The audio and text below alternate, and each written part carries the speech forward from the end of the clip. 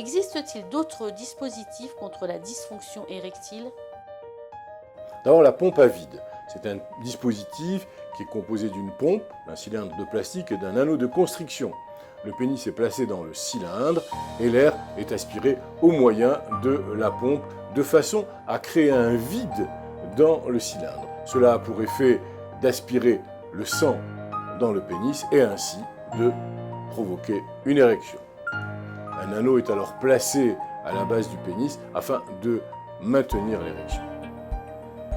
Il existe également un traitement par voie transurétrale. Ce traitement consiste à insérer un minuscule suppositoire dans le bout du pénis au moyen d'un applicateur. Le médicament ainsi administré a pour effet de relâcher les muscles du tissu érectile et d'augmenter la quantité de sang dans le pénis. Il existe également des injections péniennes.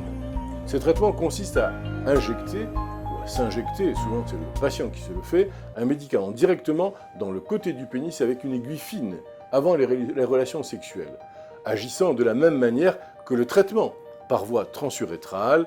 Le médicament injecté entraîne le relâchement des muscles du tissu érectile et augmente la quantité de sang dans le pénis. Les implants péniens. Cette méthode consiste à remplacer le tissu érectile du pénis par une prothèse. Il existe deux sortes d'implants, les prothèses semi-rigides et malléables donc, et les dispositifs gonflables, de nature hydraulique. Ces deux types d'implants requièrent une chirurgie et représentent donc une solution de dernier recours. La chirurgie vasculaire.